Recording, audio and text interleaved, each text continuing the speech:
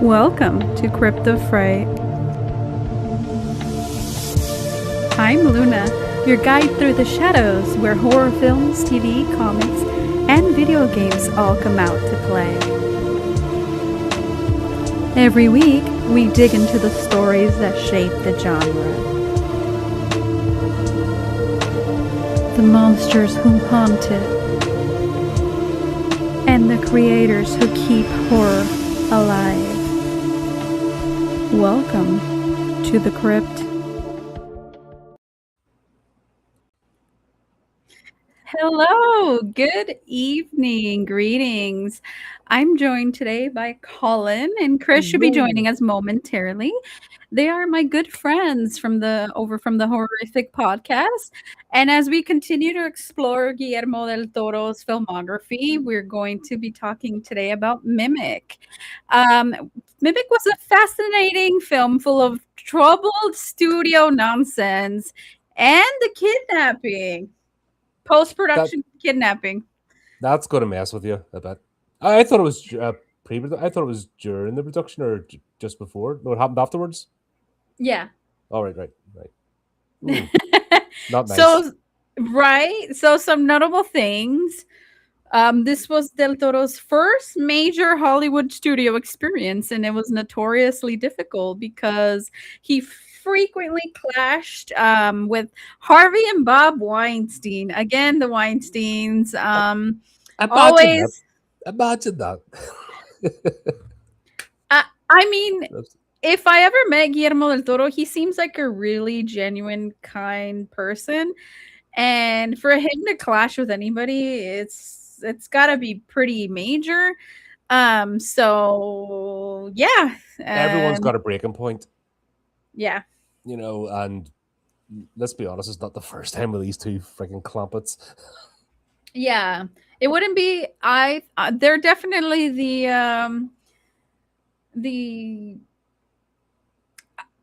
I want to say eyesore, but the well, they are eyesores if you see the term, like the troublesome people in Hollywood, because when you see, or well, not when you see, but when you hear of stories, it's always Bob and Harvey Weinstein did this, they did that, they caused this person fought with them, this person fought with them. It's always the same people, and it's always them. So there is a theatrical, right? There is a theatrical cut that Guillermo del Toro has definitely disowned. He said nope, because it was definitely what Harvey and Bob wanted for the film, but not what he wanted.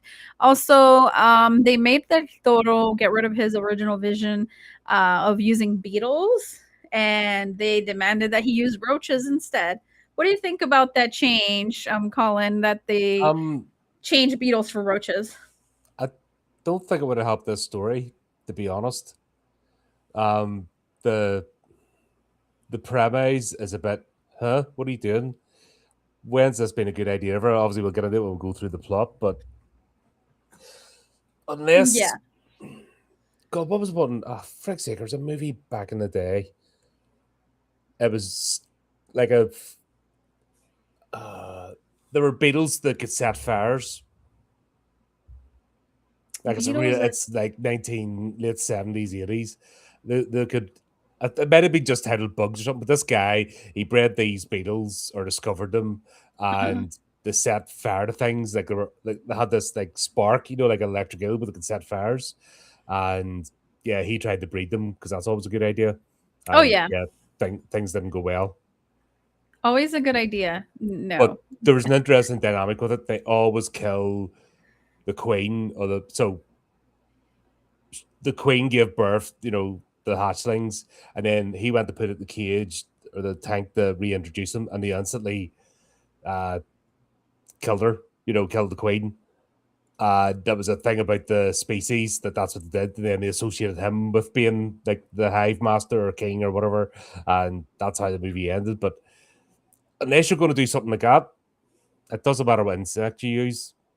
I mean, if you're going to use it, you have to have, like, think of arachnophobia.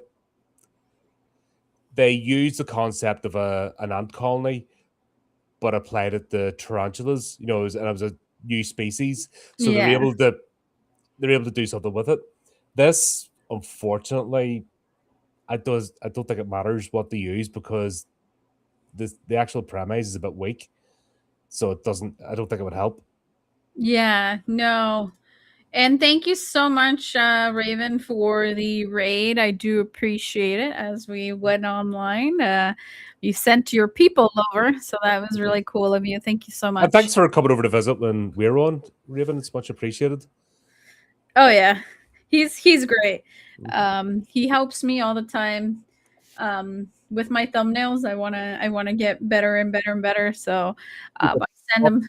Telling them off for doing emojis, and I don't know how to switch it off because once it's in, I can't get in to like turn that setting off. And it's like it's not me; it's the bloody bot. You know, Oh yeah, the bot's always like, yeah, stop that. yeah, naughty, naughty. Naughty. Why post so much? Yeah, bots are hilarious. But They're yeah, no, it's awesome. they're handy, but it's because of spammers. But then spammers still come on anyway, so I'm like, can't win. Yeah, right, right. It's I think it was just a power trip. Like for example, like we have control of the production. We're gonna take this one thing away from you because Guillermo del Toro is kind of a weirdo, but we love him. But But he loves the Beatles. That's that's how his you get thing. creative. That's how you get creative. People are weirdos. Yeah. That's when's that never not been the case? That's something that's wrong with your brain that you have to like. Oh, I no, I'm not gonna do normal stuff and watch TV and veg out and do that. I have to do something like out there. Like your brain is. Let's knock our pan in with YouTube channels and spend hours and hours and hours and hours, not just streaming, but all the preparation and behind for very little in return. Yeah, you have to have your brain broke to be a creator. You know Yeah, what I mean? That's comes with the territory. definitely. And yeah, so he has a bit of a little bit of a beetle fetish, so it's like but the Weinsteins wanted to Here, at least he's control not his work. Tarantino. Yeah, You know what I mean? The I worst. have issues with him. You know what I mean? We know why I have issues with him. I am very foot phobic extremely where I'm like, ah, cover it up. Yeah, but if he's like, I want you to do this, yeah, baby, yeah, and like, No. no, no, No. no, let's not That's do that. weird. Yeah, Right? like when Yeah. you not king shame anybody, but when you bring it into the workplace, that's that's a no no. Exactly. Oh gosh, how getting a little bit on a tangent, but it just reminded me how awkward would it be? You know the Selma Hayek, where he like wrote himself into the script so she could do the feet in his Oh mouth. yes, I was like, no, no, don't. You could never pay me enough money to let him do that. No, that's just so weird, and I hate it. yeah, it's like what? But back to the Weinstein, right? They can. Why do they need to do it to people? Like, what's missing in your Mhm. like? If you need to degenerate denigrate somebody. Sorry, fuck's sake, I can nearly speak. Sorry, it's like nearly 4 in the morning here. The brain's 4 not, in the morning. brain's not quite with it. But if you have to denigrate somebody just to make yourself feel good, like what's wrong with you? Like Yeah. what is empty in your life? Mhm. And this is the thing I've always had a problem with Hollywood and the Hollywood machine. These people that fund the movies absolutely detest the creators. And I think it's some sort of resentment or jealousy because they can't do it themselves and they have to give it over to someone else. There's, I guess, bitterness about it. Because if it was just Yeah. about making money, they'd be like, "You're a money maker, do your thing, want nothing." You know what I mean? Here you go. Don't burn it up, and have a clause that basically, if you lose this body, you're in servitude for 10 years. Have a contract like that. So if you make a movie and it bombs, well, guess what? You owe us 5 movies for free. There's never a Yeah. deal like that. Does that make sense? But Yeah. these weirdos have to like, I own you. I'm in charge of you. You're my Yeah. property. And it's like, get the fuck. Look out. Yeah. What's That's a good wrong? that's a good point. Raven said the rich have a hole they're trying to fill with money and control. Yeah. it's always a thing that's put me off becoming rich or trying to. Is I've seen a lot of rich people in my life, and most of them are dicks. Like Yes. they're unpleasant people. Like you just can't. I'm a leave me alone, let me do my thing type person. You know what I Mm-hmm. mean? And these people have the they just have to be in your face. And also if you're not kissing their arse, so you can't like they always have a gaggle of sycophants, but if you don't join in, oh my god, they laser focus on you. Because Yeah. I was never about that, you know what I mean? I've never been a little arse kisser or a sycophant. I'm too stubborn, I'm too me to Yeah. be that person. If I like you, I like you. If I don't, I don't. You know what I You do. mean? If I Yeah. don't care about you, I don't care about you. That's just me. But I always give off this vibe. Like that's why I can't work in the corporate world anymore because I just give off a certain energy that draws these people like flies to the lab. And it's like they want me to bend the knee. They're determined for me to like kowtow to them. Like they're not happy until they do, and I usually end up quitting. You know what I mean? Because that's just me. And I just never understood it. Leave me alone, and I'm making money. I'll do my thing. You know what I mean? I'll do what I do. Fucking, as long as I come home with my check and I get to live my life, I'm happy. Yeah. And yeah, like I wouldn't last 5 minutes with the Weinsteins. I'd have sparked them both out, and I'd left the set. You know, because Yeah. Yeah. I'm a female, so I would also not be safe with the Weinsteins. that's true. God's sake, that's is he dead yet, or is he? Remember last time he had a heart attack? I don't know, but it's No, there would very have been hard to. parties. Yeah. There have been parties and memoirs released and stuff. It's like over here we had a notorious person called Jimmy Savile, and Yeah. like people are still afraid of him up to the day he died. Wow. And then it was only after like people checked, right? He's definitely in the grave, yeah, right. And everyone then told their story. Like that's how scary Yeah. that person was. And I think there's still an element with these two, and the fact that the brother's not banged up as well. There's only one of them banged up, isn't it? It's only Uh, Harvey. I don't know much about what they're. I'm just like you. Whatever the celebrities are doing, I'm like, Yeah, I don't yeah, that was know. kind of right. So I don't keep up with anybody. the thing is, I have to scroll through media news every day because Oh yeah, I tip do news stuff. content. So I'm like, yeah, and that's where I skim it. I don't really like, oh, but Harvey was the one that was arrested.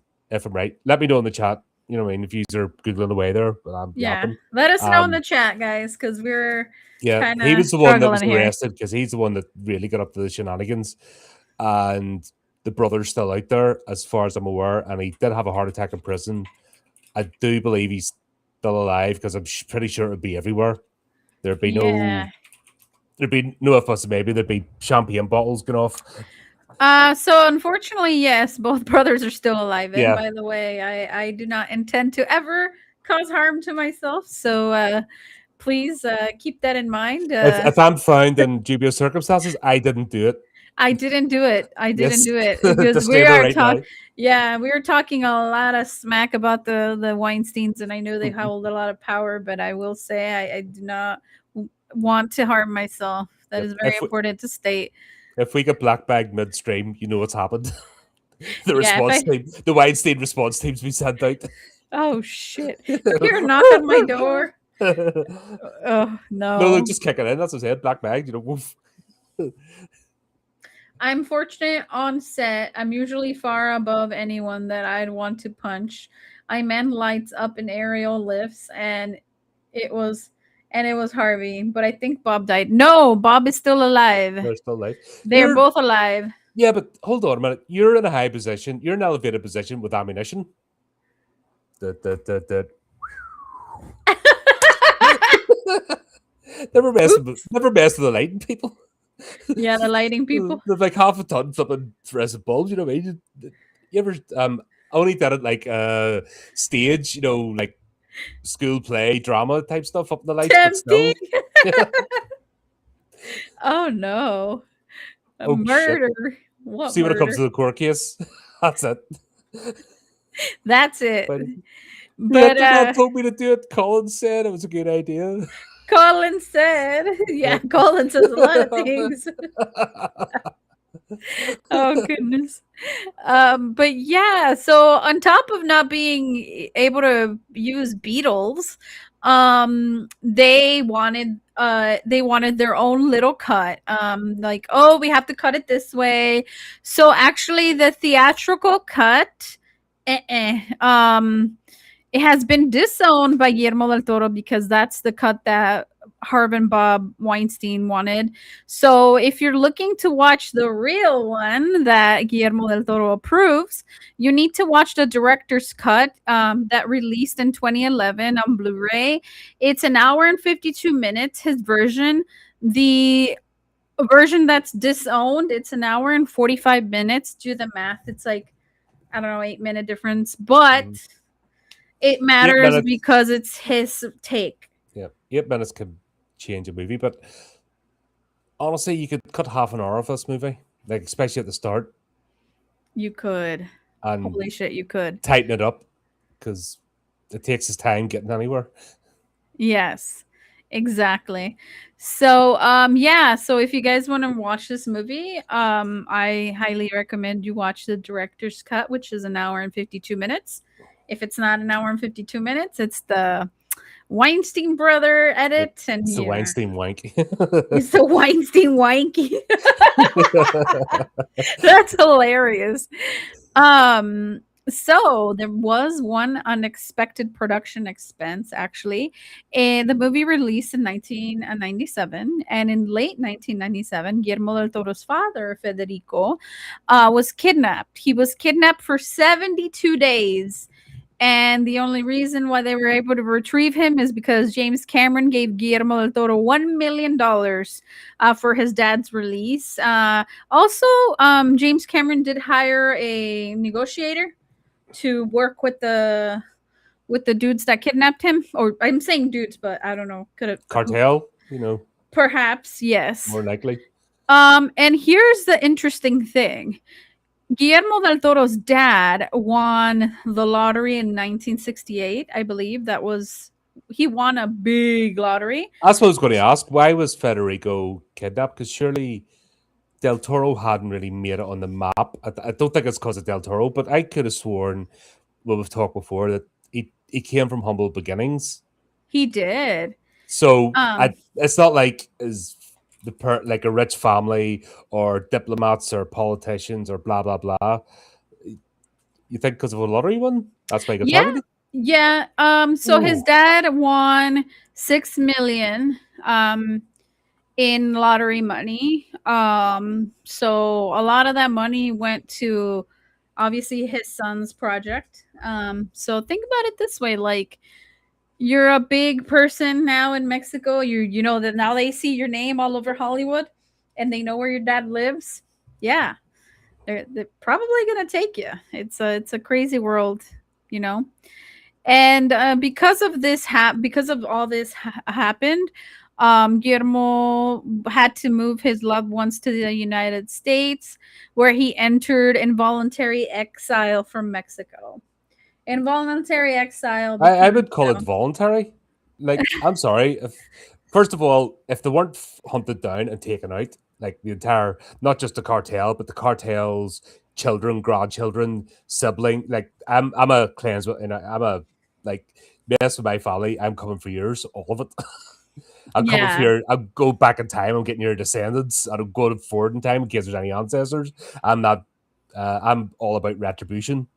yeah, The like any money I'd made would be purely for the purpose of finding those people and dealing with them. That would be my yeah. mission in life. You're gonna go do a John Wick on them. Yeah, I'd hire about 5 John Wicks. I'm too old now. I'm broken. You know what I mean? Unfortunately, my knees are shot. I wish. Yeah. Um, I need to lose a bit of weight first, so I'd have to. Oh yeah. You know what I mean? So the first million would be spent on a Zempac to try and get me in this fighting shape. Oh good. Oh gosh. Yeah. Ozempic. That's um, a whole nother beast. But no, if I happened to my family and I was in a position of power, my whole life's mission would be to destroy you and Yeah. yours, and that would be it. That would be my whole energy. Would just be put into that. But Guillermo's a So teddy bear, so he didn't do that. right. So I huge shout out to James Cameron for helping Guillermo del Toro. They're really good friends, and he just helped with the $1 million ransom. I think they paid. I think the family, Guillermo del Toro's family, paid James Cameron back like a quarter of a million, not the whole million, but I think they paid him at least a quarter of the million back. It's from what I've read last night while I was trying Mhm. to finish some notes and stuff. But yeah, so they had to move to the US. Very interesting. Um, so this was the most stark thing that I was reading from documents. Del Toro famously compared his experience making Mimic, working with the Weinsteins, to his father's kidnapping, noting that while the kidnapping was terrifying, at least he knew what the kidnappers wanted. And this to me felt like a dark reflection of the chaotic studio environment he faced working with the Weinsteins. But That's how insane. do movies get made? And I mean that as a like when you think of the two elements, and I know I'm repeating myself. You've probably heard me say this before, but these executives and producers are maniacs, and they don't fit with the creative people. Yet somehow a movie comes out the other end, and more money is burned. Like it would be easier just to get a big pit and just throw money into it and set it on fire than half the nonsense that goes on with these studios. And it's just got worse. You know what I mean? Look at the state of movies now. Like, Yeah. what is it about Hollywood? It's the most toxic mix of narcissism and just I can't describe it, but it's horrible. And there's absolutely no need because being able to create, make something, take something from a concept. Mhm. And I know this from the anthologies, you know, that something simple as like creating a book. No, taking something Yeah. from a thought in my head to actually manifesting in reality, or the merch, like even the merch, you know what I mean? It's a concept, it's an idea, and then it becomes physical form in the reality. Like there's something precious about that. It really does give you a serotonin boost. Even Yeah. not even about making money from it, but just actually being able to go, I made a thing, it exists now.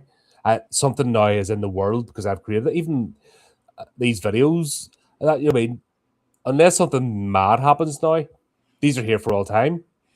Yeah. Like if the like you see even on YouTube now, there's like old reels and TV shows and clips and stuff being put up, so being resurrected.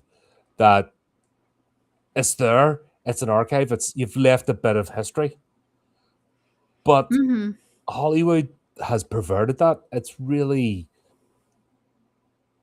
bleak. It's just miserable. No wonder they're always on drugs and up to every random kink you can think of because they're obviously empty people. Like Yeah. what you said, Raven, what you said there, like there's something missing. Like it Yeah. hasn't. They should, in theory, be the happiest people on the planet, the most like just satisfied and there, but they're not. Mhm. And it doesn't matter how much fame and accolades and awards and claps in the back they get; it's not enough. And they always live in this fear of becoming irrelevant, and it's poison. And the thing is, it's this is happening at all levels, not just, I mean, the actors and the directors are the face of it. They're the people we see, but it's the ones behind the scenes that are just horrible people. And you're just Mhm. like, what happened to you? What triggered this? Because it can only the only emotion I can think is jealousy.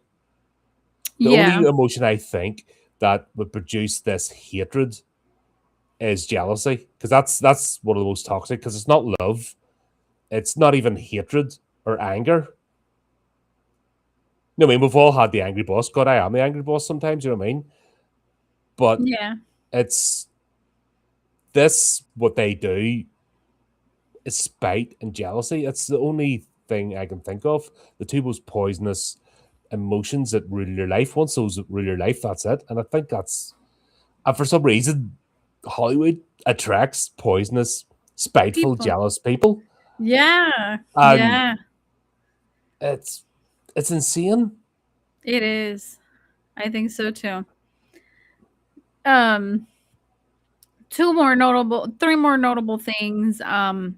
That I will mention is this was the first major studio role for our favorite and well, The Walking Dead, Norman Reedus. So if you want to see the very first studio role he was in, watch this. He's not in it for very long, but you at least get to see him if And a you're a very, fan of very his. young Josh Brolin. Oh yes, very very young. Yep. Exactly. And this movie did have a legacy because the director of Parasite and the host, I can never say his name, Bong Joon Ho, he has explicitly cited Mimic as an inspiration for his monster masterpiece, The Host. So this inspired him to make The Is that Host. based on that Stephanie Meyer's book, I'm not The Host? sure. I don't believe so because he makes horror films like intense, Right. and Stephanie Meyer can't make horror to save her life. No offense to anybody, but no. That's what I'm just wondering because I'm like, there's the reason I think that was the only other thing she did outside Twilight, and I just wouldn't, like nope, nope, nope. Once it was like No. based on Stephanie Meyer, like nope, nope, not doing it. No, I'm trying to think. Bong Joon Ho is a very good Korean horror director, and if you've never seen Parasite, it's I top think tier. I like a bit of Korean horror, honestly. Ah, you did not I was like, explored a lot of Korean horror. no, I'll say Last Train to Busan, The Witch. God, I've watched a bunch. But then again, my memory as well. I need to like refresh myself. I'm pretty sure I've seen. That's the problem with these titles, isn't it? They're just there's like 100 movies be able the same title. Yeah, I'd need that's to true. have a look, but yeah, I love Korean movies. They're great. Yeah, Parasite is good as a family. They take advantage of this rich family, and things go off the rails. It's pretty good.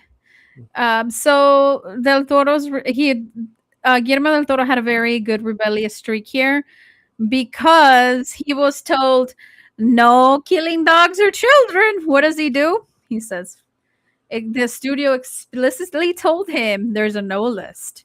So he kills dogs and children. Spoiler alert. The studio told him no. He said, hold my beer, and did both. And Hmm. Defiance is amazing, and I love him for that. Um, yeah, he wanted to show that the creatures didn't give a fuck if it was a child or a dog. Food's They're food. opportunist killers. They're just gonna find whatever and snatch it up and eat it. They don't care that it's a child or a dog. So I do appreciate that his rebelliousness to fight against the studio, and it does kind of foreshadow the themes of resisting authority that define his later pieces, like Pan's Labyrinth and The Shape of Mhm. Water. Yeah. Fight the system. Okay, so let's get into it, Colin. What was your main like thing that you would say was on your mind when you were watching this film? Right. Throughout human history, we have screwed up ecosystems. So, as I said before, we're going live. The Everglades around your neck of the woods. Mhm. Introduction of the red-tailed python has destroyed, uh, devastated like wildlife there. Uh, Over Mhm. here, the introduction of the grey squirrel was absolutely disastrous. In Australia, I do believe it's the cane toad. Why somebody thought that would be a good idea, I have no idea. And rabbits, believe it or not, absolutely mangled Australian wildlife of all things. Anywhere you decide, I know I'm going to fix a problem by introducing an animal species or a virus or something, it's never went well. The cotton plantations, the slave owners introduced a venomous snake into the cotton fields to prevent the slaves escaping, but snakes don't know the difference. They just see heat signatures, so they bit anybody, including the slave owners and the guards. So that was stupid as well. Anytime we've done this, it never works out. It always has the opposite effect. So I know what. these cockroaches are causing disease. Let's introduce more cockroaches, or let's introduce praying mantis slash whatever the hybrid was. Do you know what I mean? Yeah. It's like, when's that ever a good idea? Right. Yeah. And not the other, So just leave them. Let's just leave them, and forget about it. And close it. and they don't even like the thing that didn't make sense, you're right, is like wouldn't you know that you have if you make a Judas breed, wouldn't you know of them? Like maybe a little bit. Like wouldn't Or you keep track of it, monitor it, maybe have like a research study that just conducts their movements, their growth, all that. Like they're like learning of the species as the movie's progressing, and here I am thinking, the fuck?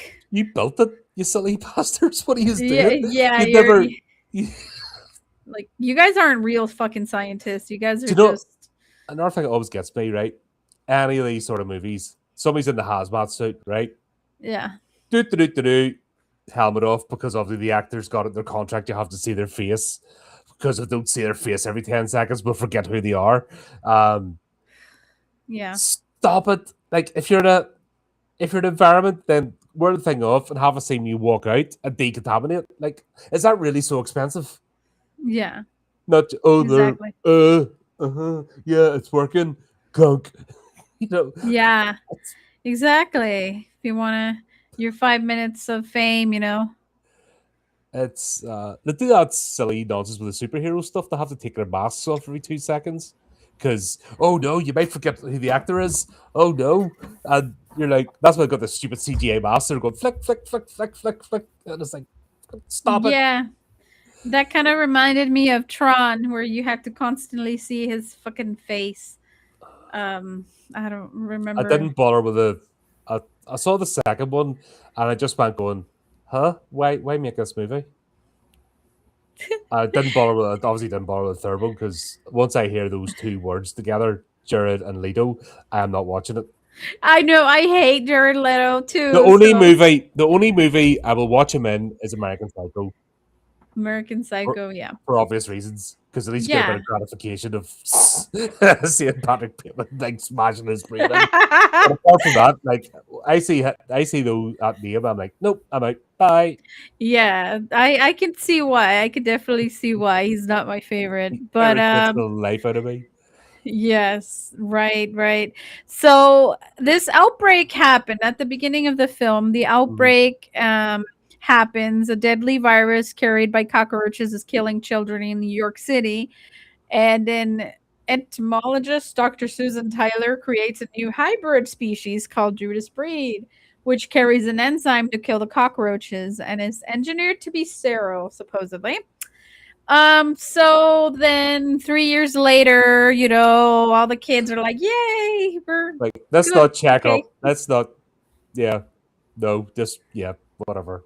Just So, 3 years later, Susan and her husband Peter realize that the Judas breed hasn't died off. They discover specimens that shouldn't exist because the creatures were supposed to be sterile, right? And these two are fucking weirdos. I did not enjoy the constant pregnancy storyline. I felt it detracted from the main story and was super distracting as I kept thinking about it and not in a good way. I'm like, oh look, pregnant. Maybe. but Oh these two are look. the most unconvincing couple ever. Yeah. Yeah, their Like I chemistry. just it's Yeah. like they only met 2 minutes before and they didn't like each other.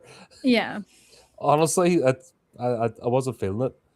It But felt it felt like an arranged marriage because they were both scientists and they mm, kind of needed to the breed more marry. scientists, you know what I mean? Yeah. Breed more. Because that's the way it works. I Oh kept I kept no. thinking the pregnancy was gonna be like something to do with the bugs I at the end, right? That no would have been a payoff. I badass twist. monster human hydra bug burst out of it because she got bit. Yeah, Yeah. Remember she got right. bit? Yes. The DNA could have infiltrated her, Why? gotten to the Yeah. Oh baby, my and then god, that would have been so much fun. At least it would whoa, have. yeah, that would have been fun. Otherwise, why even have her pregnant? I didn't understand the reason for that. Yeah. It doesn't matter. The Yeah. actors could have done something useful then. So I'll share a little bit of why we got that story. Believe it or not, the Weinsteins wanted it that way. So originally, they weren't. Nobody was supposed to die. Everybody was supposed to die. Spoiler alert: everybody was supposed to die, and Guillermo del Toro wanted to show the bugs taking over and what would happen if humanity creates these things and they're going to take over and humanity's going to be gone. But the Weinsteins felt, oh, that's too sad of a story. So that's why they did this. And no. So these people bully, harass, and have a bit of surprise sex with people, right? Yeah. In real life, but they want their stories to be fluffy and nice, Mm, compensating for mm, something much. Yeah. yeah. Like these are the two kings of struggle snuggles, you know what I mean? And but their stories have to be fluffy and light. Like I always, that's why I have a problem with virtue signaling. If anyone has a virtue signaling, it's hiding some dark shit. Anyone that has to tell you they're a nice person, run, just Yeah. run. Yeah. So once I heard about that, that there was an alternate ending and a whole different, story that would have taken place. It had, Guillermo del Toro had his way and made the movie the way he wanted to. I looked it up, and there is an alternate ending scene. You could check it out on YouTube, or obviously if you have the Blu-ray. Yeah. It's it's cool. I like it so much better. So it is still a happy ending, in because the guy is still reunited with her, the husband, and but then and the boy is part of it too. But they're in like a train station with a lot of people, and then the camera pans up, and all you hear is the bugs, like and it's kind of analogous to the people in the train station, that the feet walking in the train station Mhm. makes the same sound as the bugs. It's just kind of an analogy that we're all ants marching basically. But it's, yeah, so you hear the bugs, and like the indication is that obviously they didn't all burn up in the fire. So I thought it was a much cooler ending. It was much more ominous, the way it pans up and the sounds. And that is definitely a Guillermo del Toro ending. Mhm. Yeah. What we got stiffed. Got fluffy, Truly. random. Like that was the most awkward hug. I know I'm jumping to the end, but that was the most awkward hug ever. Come here. I Yeah. Yeah, really like like you. these two do not like each other. It's obvious they absolutely do not They like each fucking other. hate each other.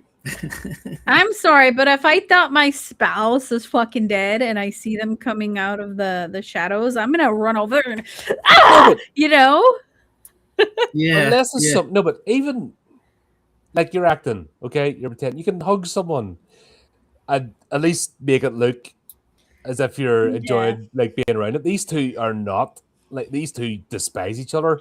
These Like two actors they're not. there's Yeah. an issue there. Honestly, it's Hmm. anti chemistry. Yeah. Yeah. Reminded I me of Blake Lively and Justin Baldoni in the news the last couple of years. They have this God. very public Who do lawsuit they? going back and forth. The Yeah. two Sorry, actors. explain Yeah. to this. Explain to the stupid foreign person, please. No, they were in a movie together where they played love interests, and a Mhm. couple of years ago, and they both accused each other of doing, terrible things and behavior on set. One sued the other countersued. It's been all over the public. Um, And then they it just just dropped reminded the me of this. lawsuit. Yeah. Yeah, but that's the type of chemistry these two have in the movie. Yeah, Whether yeah. you don't, yeah, you wouldn't put it past them to sue. But at Yeah, the same time, if you fucking hate somebody, your job as an actor is to not let the camera see that. Hmm. Like, you need to pretend. It's called pretend, make believe, And you're a shitty actor if you cannot take your own personal emotions and dislikes for an individual that you have to work with. Yeah, I might hate them, but in this scene, I'm your lover, so I'm going to act like it.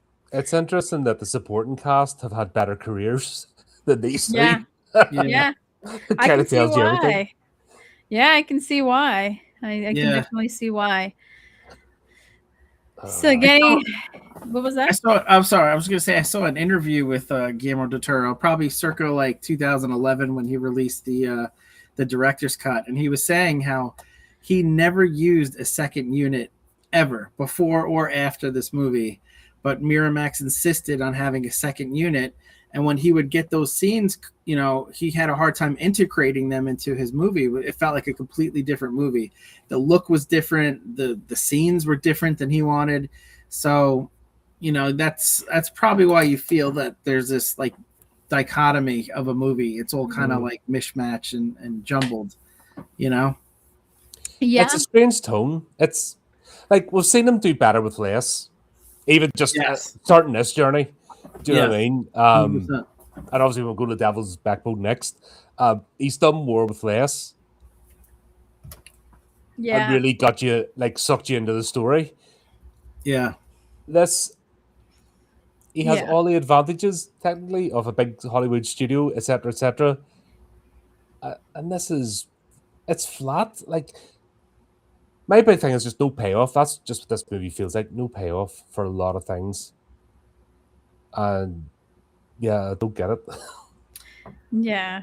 It sounds to me, and I apologize that I'm late, but it sounds to me that I enjoyed it a little bit more than you guys did. There were some really cool concepts in this and some good scenes. I just felt that it was mishmash with some bad acting choices, mostly the husband, like we talked about.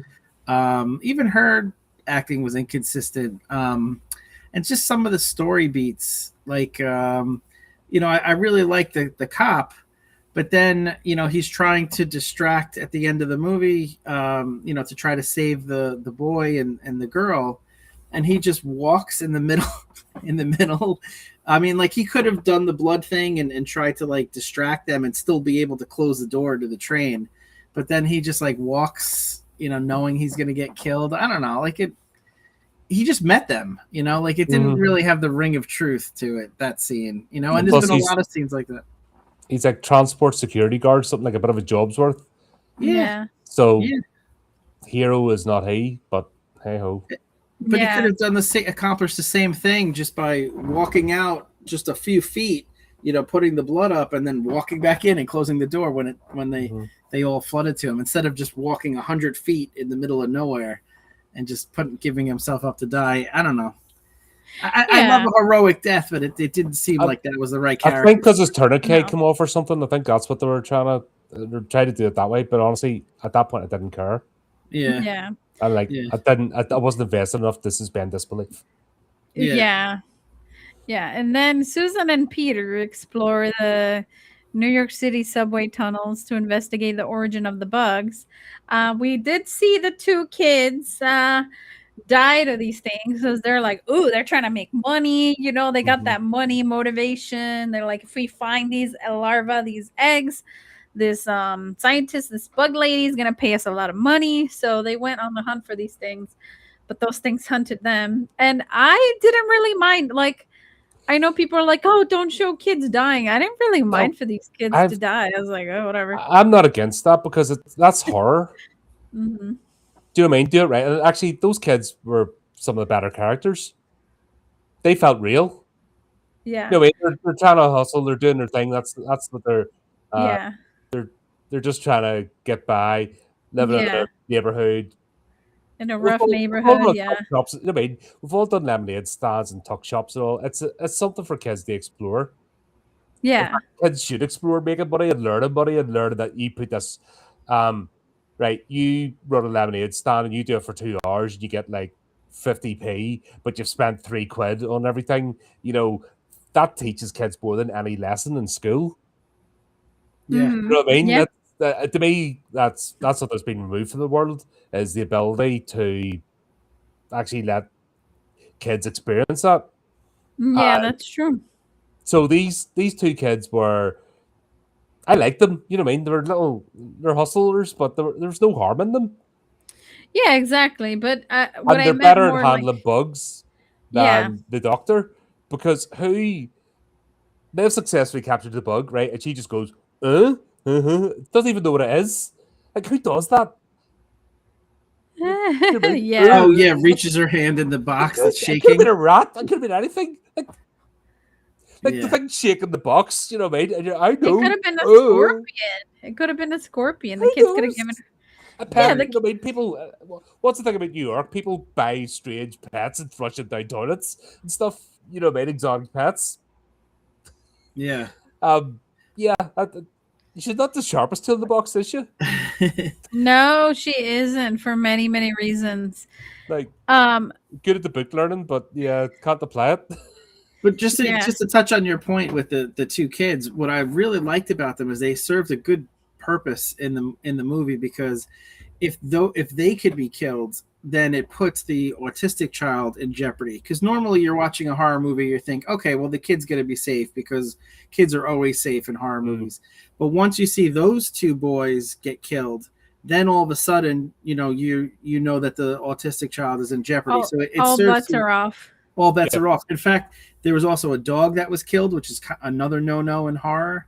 And apparently, Del Toro, I saw in that same interview that I watched, was saying that was another argument that he had with Miramax. Miramax said no kids dying and no dogs dying, no pets, and so he insisted that both of those were in the movie because he was just constantly Take my fucking Beatles away from me. Yeah. I'll show you. Exactly. Yeah, exactly. that's what we were talking about a little bit before you came in, his defiance and His how defiance. I love that it. foreshadows his themes later on in his future films and masterpieces, that defiance and resistance authority. We love that about him. So it was awesome to see. But I appreciated Chewie very, very much. He was such a observant child, and he could say, oh, that's a shoe size 10. I'm like, how the fuck, from like across the street he could tell shoe size, brand, all that. I'm like, damn, that kid's good.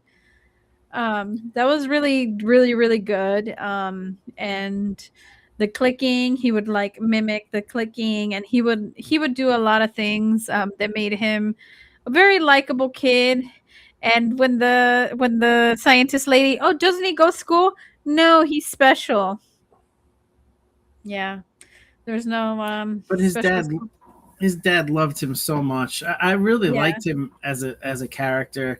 When I was watching the movie, I couldn't wait to talk to you guys because I wanted to get your opinion, because I'm not sure myself. Why do you think the bugs didn't kill him and brought him into their The lair? spoons, he was able to communicate, Communicate with the spoons. So, but do you there was think no that, payoff. He should have had a moment. Like he brought the army of bugs to a standstill by clicking and actually commanding them. I mean, he didn't get his moment.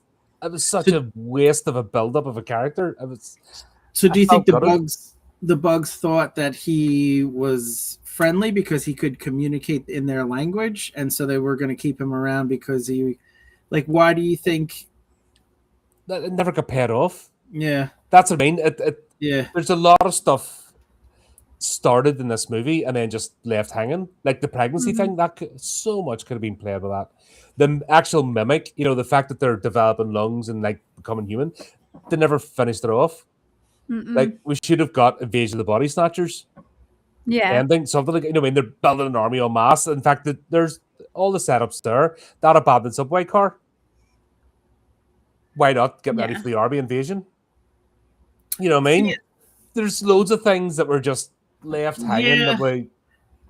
I had a different take on it. I actually thought I was really proud of Del Toro's. He kind of held back a little bit. I feel like a lot of these types of horror movies would have taken it that much further, where not only do the mimics, have the thing where they look like humans, but they would start to make sounds like humans. They would mimic human behavior. They would open doors. I mean, even Jurassic Park had the dinosaur opening doors. Like a lot of movies would take it to the next level. I actually thought he showed a lot of restraint, and that they were still minimal intelligence. Like the face thing was just a genetic byproduct. He didn't take it too far where they were too intelligent. I mean, every dinosaur movie takes it to the next level where it can't just be like a Tyrannosaurus Rex. Now it has to be a super intelligent Tyrannosaurus Rex, or the what's the shark movie? What's the Megalodon? Megalodon. Where now it's not just a giant shark, but it's a giant intelligent shark. Like they always ramp up that humanity, that intelligent level, and I thought he showed a lot of restraint. It felt very believable. And maybe it's the fact that I'm only a couple miles away from New York City, but I think this could happen like a week from now. I think we should have got a bit of the script's a bit clunky, and especially the delivery of these two actors. I think, like, they have a more famous supporting cast, like I said, like Regis and Brolin. You know what I mean? That went on like superstars now, basically. But these two are not selling it. Like, there should have been, they're starting to develop lungs. What are they going to become into? Maybe a final form. Maybe the meal should have been like a bit further along. Like adding to their bodies. Actually able, actually being a mimic. At least show one of them further along the evolutionary scale, that they're almost maybe not fully human. Yeah. But they're getting there. You know what I mean? That we could see it, but we'll have to fill in the blanks ourselves. Yeah. Which is a bit frustrating. It's I could see that. I kind of like that he showed some restraint, though. It didn't take him too far. What do you break the tie on this one? Luna, what do you think? I feel like he wanted to take it further, but the Weinsteins were snuffing his creativity. You missed this earlier, Chris, but I mentioned that he wanted to use beetles, not roaches, but the Weinstein said, nope, not allowed. So they made a lot of decisions that he didn't want. So maybe he was just like, okay, whatever the Weinsteins want. Towards the end, he's just like, so I feel like you just get the day done. Yeah, I just need to get this project done. I think his creativity was stifled a little bit with the Weinsteins kind of being down his throat about everything. So it's once again, why? What does it achieve? Did you guys watch the director's cut or the original theatrical cut? The director's cut. Yeah, because it's like nearly 2 hours long. It was like, yeah. Yeah, the director's cut is 1 hour and 52 minutes. The theatrical release that was by the Weinsteins was 1 hour and 45 minutes. Okay. So. Gotcha. Have you seen both to compare? Which one? No. You like better? I did watch this back in the day, but it's one of them. It's forgettable. Like, yeah, it's one of those in the bargain bin DVD section sort of thing. It didn't last with me, if that makes sense. Yeah. Like, it was probably 97 when I saw it, so yeah, definitely. I think it's a cool concept though, because there's like a lot of like scientific possibilities with this, because like everyone thinks of evolution as taking millions of years, because the life cycle of a human is 60 to 70 years on average, and so it takes a long time for things to change. But if a bug's life cycle is only like a few days, then every change is just a few days. And so you put like 3 years of those changes, and absolutely you could see some drastic, metabolic shifts. So there is some truth, especially if humans were, messing it up and doing artificial things themselves. We could actually accelerate the mutations away from their normal course. So there's actually a lot of scary shit in this. I think it's a good concept for a monster movie, because it is kind of believable to some extent. Yeah. That's why I'm frustrated, I think, because I see all the elements there, and it's not getting head off. I think so too. There's about 3 of these movies, I think. Yeah. Yeah, there's I think there's the classic straight to DVD sequels. But I don't think he directed the other one. No. The Weinsteins did. Yeah. He's like, have them. have this series. I'm done with it. Mm. I don't blame him, but at the Mm. same time, whatever. Yeah, it sucks. It's going to But hurt because yeah, I genuinely don't think people go in to make bad movies. mm-mm. I don't think like you don't put yourself into that to do bad work. You want it to be good. Yeah. So to have all that crap happening, it's like we don't like most of us. We don't go into work. We don't come on stream to do a bad episode. Do you know what I mean? It doesn't make sense. We all want to like do the best if we're doing something. Yeah. We want a sense of achievement. So you could just see the soul crushing. You actually feel it in the movie. I think that sort of soul crushing disappointment. Yeah, Like definitely. it's there. It's palpable. You know there's something wrong. We've Yeah. seen like even at this stage in his career, we've seen his earlier two movies at this point. Or sorry, we've no Kronos that, but we're going to be Chronos honest and back then on. this. Yeah. Chronos was a lot better than this, I Oh, think. without a doubt. Even with the quirky comedy, it was still a more. I would watch Kronos quicker and would watch this again. Yeah, I think so too. But you could see the skill level as a director in certain scenes in this. Like for me, the locker room scene where those little bobble things went under the locker room Hmm. and then the flashlight. And so she's reaching and you see the creature is like this close. The way it's framed, the shadows and everything like that, Yeah. it's very, very tense. I'm on like the edge of my seat. So he's got like a lot of skill even at this early stage in his career that Yeah. The thing that grossed me out the most, and I was eating when this was happening, I was like, ugh. I was like totally mortified when they were on the train and they had to put the Oh, the the actual glands on the themselves to yeah, mask secretions. their own scent, and I was like, ugh, no, it I grossed me smelt out that so thing. bad. yeah, Yeah. Because you ever smell, have you ever like been in the summer or something like dead bugs and like that smell you do not forget. Yes. yeah. If there's like That smug, that yeah, that oh, that bug scene.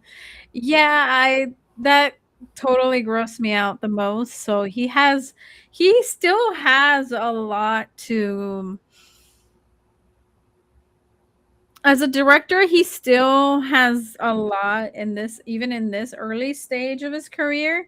And we can see that by his use of the bugs and the grotesque nature of that.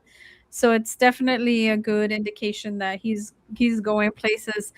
Um so yeah, what did you guys think of that sweat gland scene? Chris, what did you think of it?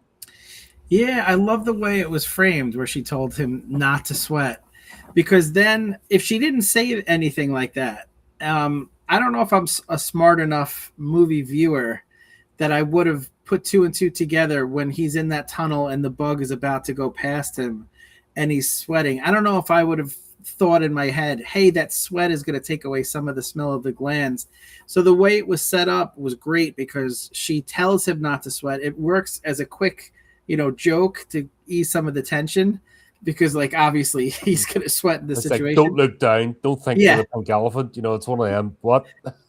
exactly. Yeah. So I thought it was set up good. It was a good, quick joke to ease the tension. But then it sets it up, when he's actually in that situation and you see the sweat going down. Now you're like freaking out as a viewer. So Because very well set up and executed. Yeah. yeah.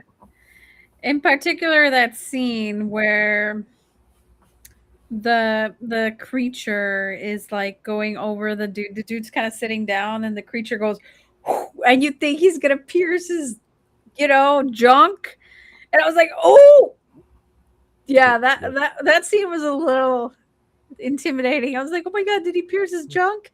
The way they cut that, you're like, they panned at his face, and he looked like horrified, and you're like, oh, did it? And it didn't. And I was like, oh god, I felt Yeah. instant relief. Not Not Josh because he was a Josh's scene likable was character. that was about like he calls his character Josh as well as his his actor's name, but his scene was actually quite brutal. Yet it was most of it was off, left to your imagination, where he just about climbs up, and something vital's been severed. Yeah, The because at leg. first, Josh Brolin, because I thought at first it got into his leg, and I was like, all right, maybe there's still a chance, you know. But then the blood comes out of the mouth, and then you realize like it continued to go up, and it, like you said, it severed something kind of Yeah, vital. he sort of Um, folded back into the Into the like, hole. yeah. And yeah, You don't fold back into things. That's something's went yeah. wrong But there. again, yeah. that's a credit to Del Toro. How many directors would have shown under the undershot of the bug slicing through his abdomen and then panned up to see him? But Del Toro didn't show that because so often horror is more effective in the unknown, and your mind fills in the blanks. So he's very good about that, about not giving it all away and letting your imagination make it worse than it is. So yeah, another great example, I think, of his expertise already at this young age. Yeah. I like when he gets dragged in the hole and then he brings the whole fucking that was it a sewing machine? Yeah, it was a sewing machine. Yep. Yeah, one of Yeah, those yeah. old school retro sewing machines just like yanks it. And if you ever felt one of those things are fucking They're heavy. worth a bit of money, even back then. Second sewing Yeah. machines, they're worth a Yeah. few bob. They're worth a lot of money and they're very heavy. Oh god, well, we've completely missed the whole intro premise. This the sweatshop masquerading as a church Yeah. when the Mm. reverend or is he priest or what? Yeah, no, because the Oh, yeah. rosary stuff for that they're papists, aren't they? Yeah, priesty Chang is like running away from one of the things in the first place. It turns out the whole church is a front for a flipping sweatshop. Oh yeah, and then they say that it's the triad. The Yep. Chinese triads are running it. God, that was a weird. And That once was a weird again, scene. they're supposed to be the CDC and stuff, right? And it's like, shall we wear a face mask? Shall we not? Shall we wear gloves? Nah, it's all right. They've done that. You know what I mean? It's like, Oh my god. let's be in the hazmat suits, but then let's not bother because just in case the audience forgets who we are as actors, you know, my union has the contract that says you must show my face. So, me. Like, the problem is because I know why they do it, I hate it because it's stupid. Yeah, it is stupid. Make good Just movies, I'm gonna remember you. Twat. yeah.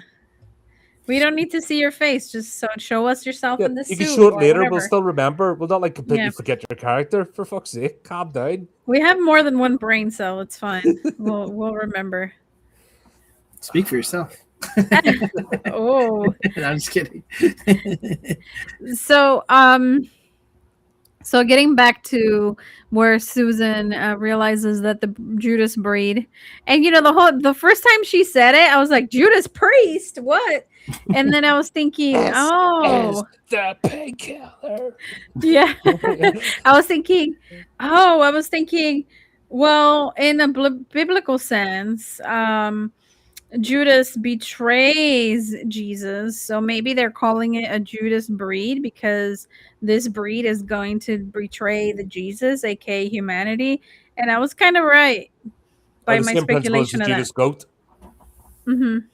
So when they're taking ghosts to the slaughterhouse or the sheep, it's known as the Judas goat or the Judas sleep. So they have one that's friendly, and they lead it along first, and it leads all the rest, and then it gets pulled off to the side, and the rest go for the chop, and then they use it again for a few times. Yeah, I didn't know that. There you go. interesting, isn't it? That's that why I can't remember useful stuff. But that concept is used all the time with bugs. Like Yeah. we're literally in my house, we had an ant problem, and the most common traps to get ants are these little things that you're poison. The ant takes the poison, brings it back to the hive, and poisons all of the ants there, as opposed to like a sticky thing or killing the one or two ants. It takes it back. So it's the same concept. Like, and again, that's why I did like a lot of this movie. Like, it was scientifically they did some things that make sense. Like the idea of the Judas bug actually Are makes a lot of sense. cockroaches hive animals? I don't know. I don't know about that That's- one. Because I know beetles aren't. They are. And They're see, individuals. Guillermo should have kept the beetles. We don't need Yeah. roaches. It's like, oh, because roaches are in New York. Who cares? Make it a beetle invasion. That's not a common thing in New York, right? So you don't make it out of the ordinary. Don't make it like a Mm. everyday life for New Yorkers, like you know. But another thing that I was thinking of, because they kept, making the case that she was wrong to play God and change nature, and Yeah. it's the whole Jurassic Park thing, like you don't mess Roaches with do that. exist in colonies.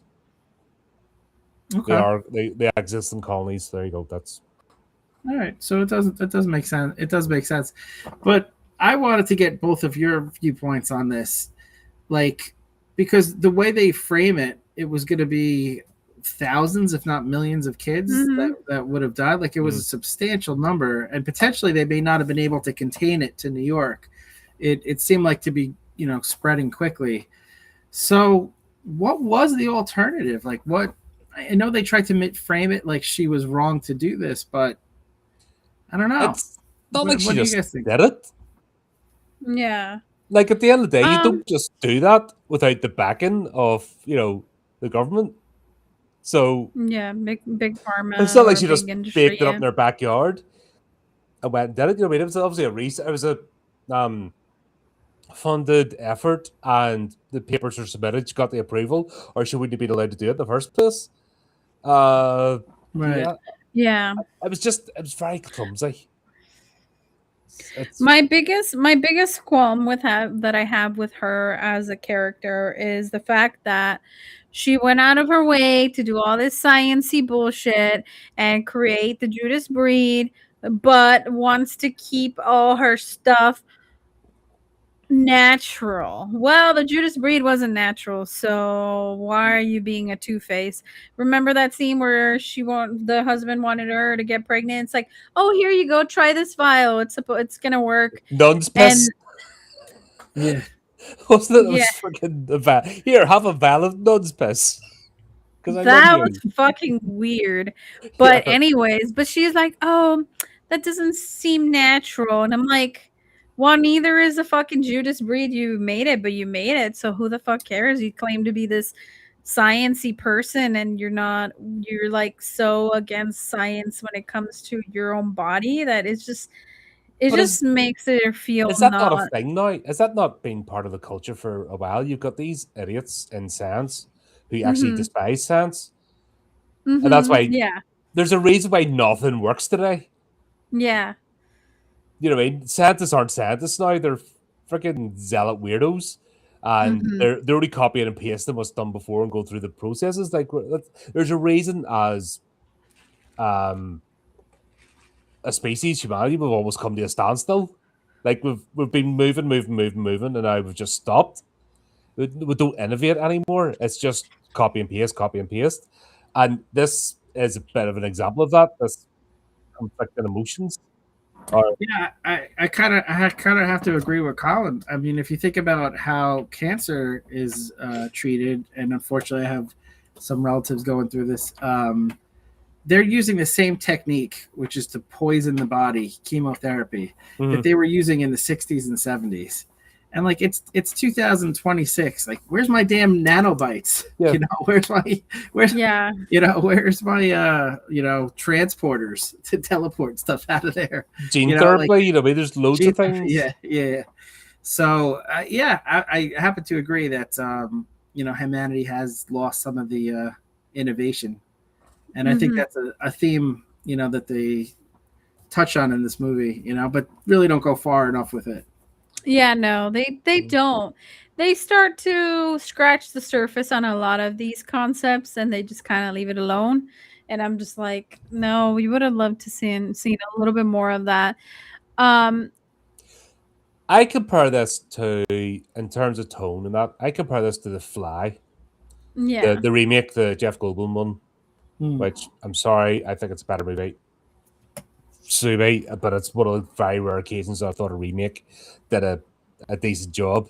Not the sequel, forget about that one. But Eh, I thought that was a decent the idea of the accident, a simple accident, and the research was completely unrelated. It's teleportation, Right. Yeah. but that just showed a simple thing of not decontaminating properly, not checking before pressing buttons, or Mhm. first of all working on your own. Lone working is you have to have like 100 forms and like phone calls and stuff if you do it in a warehouse. So why Yeah. do you do it in the science lab? It doesn't make sense. Why weren't they like decontaminated? Like they just looked at it, they took off their helmets, oh it's done, and walked away. Like Hmm. there should have been a scene where they're decontaminating. And it's not like there isn't enough time in this movie. It's like nearly 2 hours long. Decontaminating, That's actually being true. diligent, but missing that one thing. That's all we needed. Yeah. It slid down, they're scraping their flamethrower and whatever. Like not one flamethrower either. Like, come on. Like if you're Yeah. getting a Well, cockroach movie, you want somebody with a flamethrower. Like that's the well, rules. the husband kind of did a flamethrower at Yeah, the but that end. was boring. To see. How does he survive that? By the way, I don't. I think as soon as you light that, how do you have time to dive? You don't. It's stupid. And also the oxygen would be sucked out of the what I mean? Even if he landed there and come back up, like there's no oxygen to Yeah. come That's back up true. to. So what do I know? I'm just a stupid YouTuber. Yes. Um I'm glad it wasn't a Zippo lighter though. That would have I hate the Zippo lighter trope. That's Yeah. one trope I absolutely despise is the flick throw. Like I'm glad it was something else. Yes. Lighters do not stay a light as you throw them. I'm sorry. That's a good They point. don't. They Yeah. don't. I thought that was cool that he's, scraped it, to try to get that To try spark. to get the Yeah. spark. Yeah. I thought That that was was pretty original. cool. So so Susan realizes that the Judas breed has evolved to mimic humans to hide in plain sight using mantid-like physical traits, which I thought was stupid. Oh, Where are I'm they just gonna hiding? stand. Yeah. Well, they're hiding in the shadows going, "Ooh." Like it doesn't make sense. And then like Yeah. if they're wearing a coat or something, you know what I mean? It doesn't make sense. Hmm. I Sorry, don't know, I didn't mean man. to interrupt, but uh, I and go the into whole New York. I go into New York City sometimes. I think it's true, man. I think there's some people that I have serious doubts that they might be Yeah. mimics, So shadowy creatures in the corner. I could definitely tell that Susan was not from New York because when she sees the somebody in the subway and it's scary and then she goes, "Hello, sir. Hello." And I'm Yeah. like, Do you have the time? Do you have the time? "Do you have Yeah. the time? Do you have the time?" I'm like, "It's New York. Nobody's going to talk to you. You need to leave. And if they're not talking to you, A, they're going to attack you, or B, they're on drugs and probably going to attack you. So you need to leave." Like, Mm. hello? It just didn't make sense that her being a New Yorker wouldn't know that. Like, don't fucking talk to people on the subway.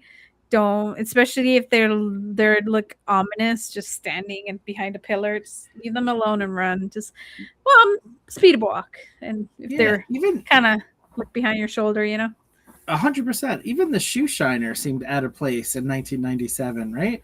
I feel like the only authentic New Yorkers were the two kids that were hustling. Yeah, Everyone else maybe seemed that's why I out of like. That's place. maybe why I like them because the only things that felt real. It's like yeah, I could relate to them too, if that makes sense. Yeah. Yeah. yeah. The shoe shiner thing is more like a Mexico thing. You would see them all the time in Mexico.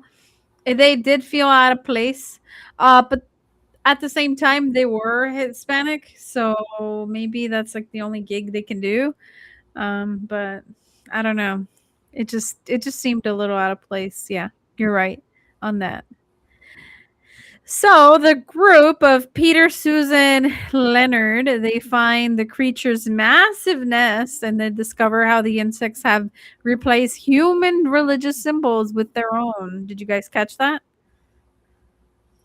I'll be honest, I did not. I, I missed that. I wasn't Yeah. too sure what that was about, and the shit in the ceiling as well.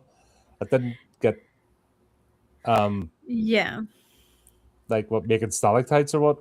Like So, do you think that they were just like copying the behavior without understanding, or do you think they actually had some significance, meaning behind? I think they were just copying the. I think they were just copying the behavior without understanding. But Yeah. I find it so funny that they would,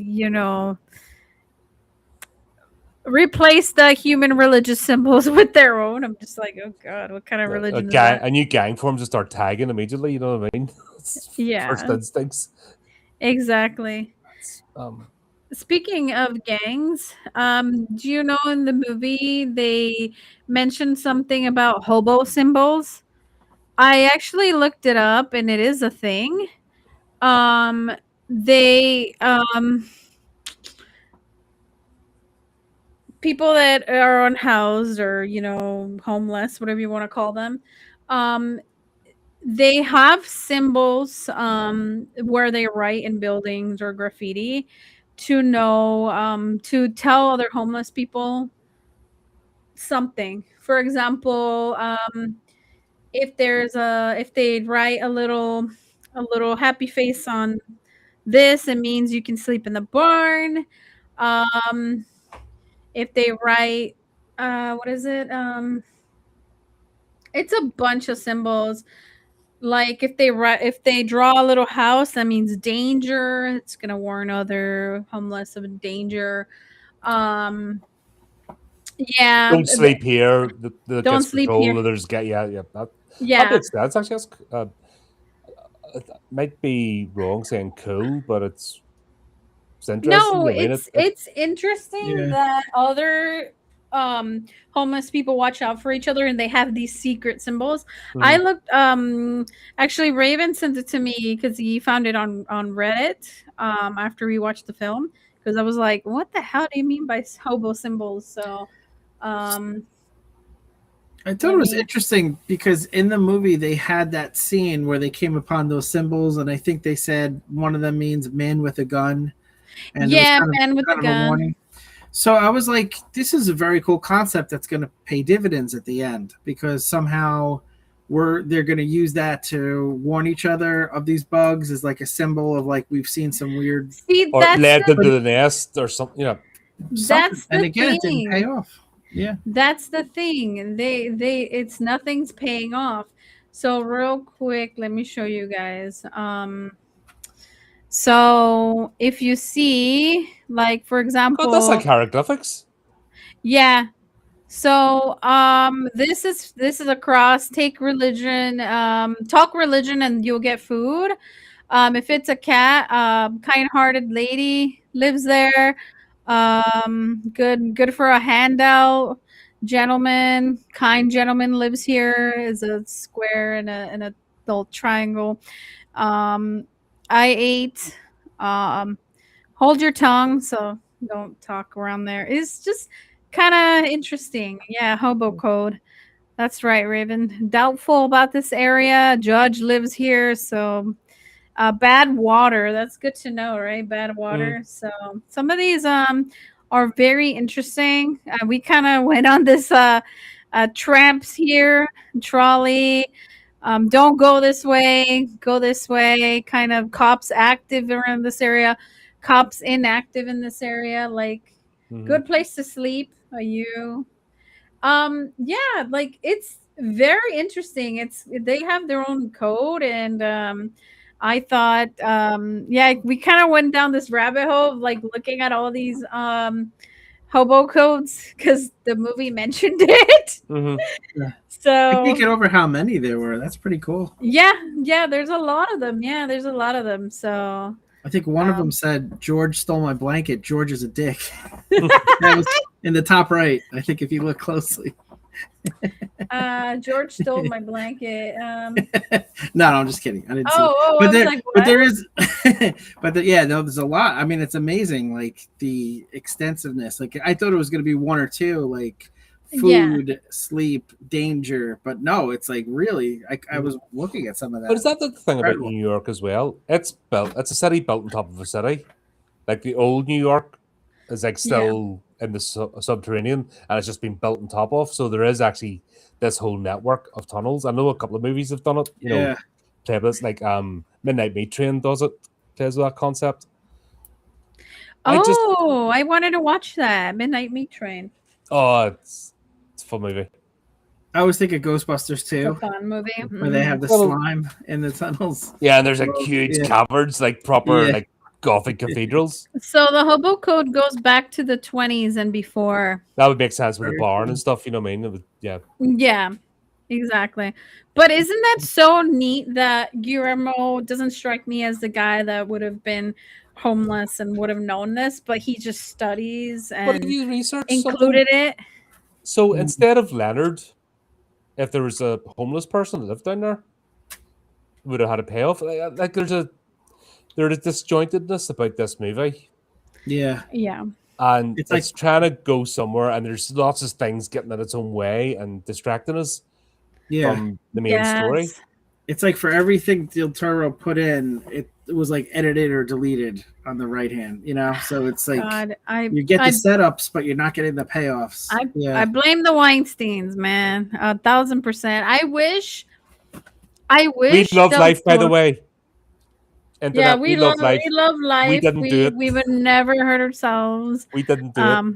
Wasn't Yeah, us. exactly. It wasn't us. So don't think that we're gonna hurt ourselves. But I wish Guillermo del Toro would redo this film for its 30th anniversary next year.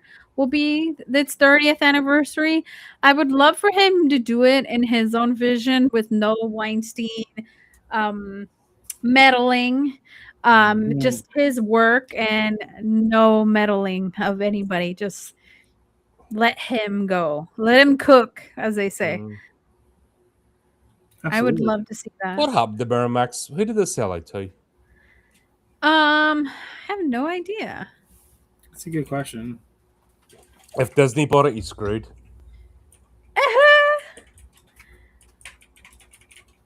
So, But to let's see, who did Miramax sell to? Paramount. Wait, what? Oh no.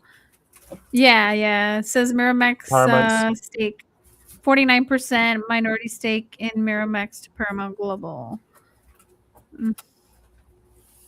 And then they formerly Viacom CBS integrating the studio under Paramount Pictures. so there's a chance. Just saying, there's no, but he's doing another stop motion, isn't he? At the moment, he's working on another stop motion movie. Yeah. That's what because he said he's doing that after Oh, Frankenstein. you're right about the Disney thing because according to this, the studio was sold to Walt Disney Company in 93 and then in 2010 was sold to Film Yard Holdings.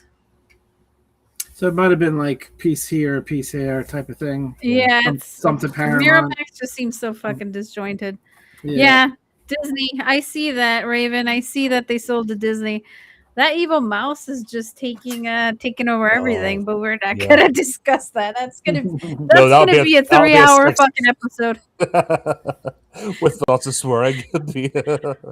Lots of swearing. Oh yeah, I have my qualms about that. Definitely. So okay, so then we see them discover that they find the nest, right, with the religious symbols. They become trapped and must navigate the dangerous subway tunnels while being hunted. And then they use the scent glands. We kind of talked about that a little bit. And Officer Leonard sacrificed himself to draw the creatures away, which didn't. That was for nothing. Not necessary. Yeah. And then finally, we get the final showdown where Peter destroys the nest using the gas pipe and lighter, which, And then Susan faces the final male Judas creature. I liked her scene though. She cut herself, because the male creature was trying to get poor Chewie, and then she runs towards the train, and then at the very end kind of dips, and then the creature hits it. And one thing that Raven said that made me go, oh God, he was like, oh, I hope Chewie also got out of the way. And I'm like, because he's autistic, I was like, Oh shit! Did he get out of the way? I was so worried about him. But we missed that bit because he's just standing there, and we never saw him move. We never saw him duck or anything, so I was like, That's no. that is pure bad editing. Yeah. It didn't. It needed something. Yeah. Mm. So I was just talking about how I do like somehow that Del Toro leaves it to your imagination. But in that particular case, I think you needed to know how he got to the side. I think you needed to see something. Even if he was like rolling on the ground after, even if you didn't want to show it until you have that big reveal that he's alive. The fact that he's just standing there is like waving, Like almost. waiting for the train. I'm like, no. I was like, kid, I know Yeah. you're pretty autistic, but you're not fucking suicidal. Get out of there. Yeah. But what I That's liked about I'm sorry. sorry, just the way movies Yeah. portray autistic people is shocking. Yeah. Is just bad. I think so too. Did seem a bit extreme, right? But it's every time. Yeah. Every yeah, time. It's terrible, isn't it? Yeah. It's never a mild case or somewhere lower on the spectrum. It's always extreme autism. Yeah. Like, it's called a spectrum for a reason. There's a I wish they showed a little bit more of differences but yeah, so I just want to say one thing. I really did like that scene though, where she's racing the train, because it's the ultimate scientific callback. Because how many times did you have that question as a kid in elementary school? Two trains are passing each other at certain speeds. How much time do you have?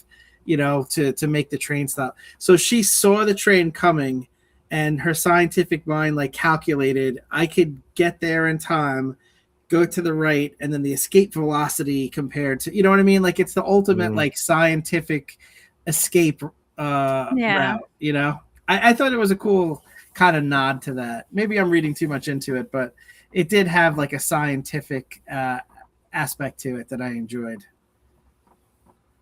Like, if she killed him with like a baseball bat, it wouldn't have made sense. But that was like a scientific way of getting out of that situation, So the final absolute resolution was Susan and Peter are reunited. They hold Chewie, providing the thematic note of hope and humans' continuity, despite the near miss with that evolved threat. But I did not like that ending. I thought it was shit, or as Colin would say, shite. I didn't like it. It didn't feel good, even though it was supposed to be good. I was like, this guy's a dick. You need a divorce and just go live with Chewie and be his mom, and you guys will probably be happier without him. That was and then during that whole time, he knew she was pregnant because she just said, "Oh, it's negative," and she walked away. And he never had the fucking audacity to say, "By the way, honey, you're pregnant." Like, that was never even. No, but they when had to got save it for the reunited. dramatic scene. That was all the setup so that she'd go into the like dumb waiter thing. You have to go because you're pregnant. Like, you couldn't even just go. Like, even the way he said it, like, the dialogue in this is clunky as hell. And these It was two clunky. have not just zero chemistry, but minus like Negative chemistry. negative chemistry. Holy shit! I was like, those two walked off opposite ends of the set afterwards and never looked at each other again. yeah. Like, oh, Did you feel it was awkward to watch? It was awkward, right? I was like, yeah, for their relationship was very awkward. But I do have a question for you both. Susan Tyler is the one that created the Judas Breed to save children, only for it to become a global threat. Does this make her a hero who made a mistake, or an example of the God complex that Del Toro loves to critique? see, but didn't get any context. She isn't trying to cover up her mistake. Like, if she was doing that, I like the fact that, also she does this completely alone. Like, she doesn't get the department. It's not like she did it without a whole department behind her. We saw them in the hazmat suits. It was a government sanctioned thing. So it wasn't like she went rogue. And she doesn't have the personality to be like a rogue scientist either, because she doesn't have a personality. So she doesn't have a human complex and a god one. But there's Yeah, nuts with grander designs in her in life. Yeah. Yeah, she's just civil servant. She was a little dry, yeah. She was. I don't think she even created it. I think she was told by someone else, and she just poured the test tubes. Like I don't think she's even that smart. If that makes sense. Like Yeah. there's nothing to her. There, that would have been a fun thing to play with, Yeah. but no. so I'm on the fence with this because I always say I don't like how modern movies seem to be pushing an agenda.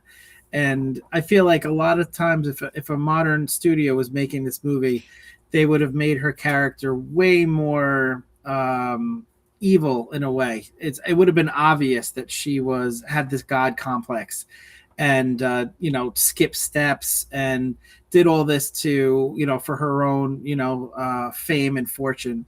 So the fact that they kind of played it down the middle, where you're questioning whether she is a hero or she is someone who has a god complex and did the wrong thing, in a way is good because it's not really pushing either side of it.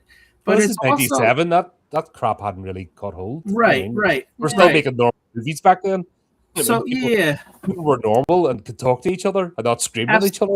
absolutely. So on one hand, I kind of like that they're not pushing one side of the argument or the other. They have her professor character to try to give like a counterpoint opinion, but they're not really like saying that she is completely wrong, because even the professor said, "I have grandchildren that wouldn't be here." So they're kind of towing the line. So on one hand, I like that, but on the other hand, if you have an important topic, and as a movie and as a director, you don't take a stance either way, it does kind of seem like a cop out, doesn't it? Where it's like they're not showing her to be having a god complex, and they're not really showing her to be altogether altruistic. It's kind of like in the middle. So I'm left kind of like, meh, I don't know. So I wanted the scene at the beginning. Like that scene at the beginning was horrible. Yeah, it was. I will Like I admit said, that. they're wearing the hazmat suits. They're staring at all the cockroaches, and then they take off while they're still in the contamination zone. Take off their hoods and just stare at it.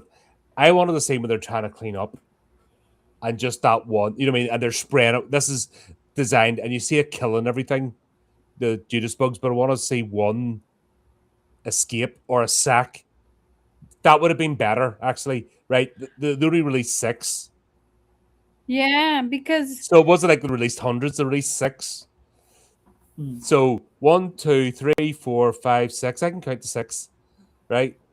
So they gathered all 6 up. They're being diligent, but an egg sack, because it left it for what was it, a number of weeks or something. So they gathered up all 6. They've done everything they can to be diligent, but there's an egg sack. Like pan the camera, I'm gonna see one of the egg sacks, and then that's it. They think they've done everything. They've accounted for everything. That would have made this movie so much different. so much better too, because then you feel like these scientists are fucking dumbasses that shouldn't have their licenses revoked, because it's like you didn't show the mistake, you didn't show the. You're like, how did they get to the subway? Like, what the hell? Think about it, the little eggs, because the little egg sack would have been perfect. And the fact is, they just cleaned up, decontaminated, they accounted for all 6. You know, they put it in the container to go to the incinerator. You know, they could have done all that. There was loads of time. They didn't need that first half an hour of this movie that went nowhere. Yeah, that would have been better. Her being a maniacal genius, bent in world domination, just no, I'm not banned that at all. Like, yeah, and they didn't take that approach. They didn't take either approach. They kind of left it just meh. They didn't. Yeah, exactly. What do you think, Luna? Which side of that question are you on?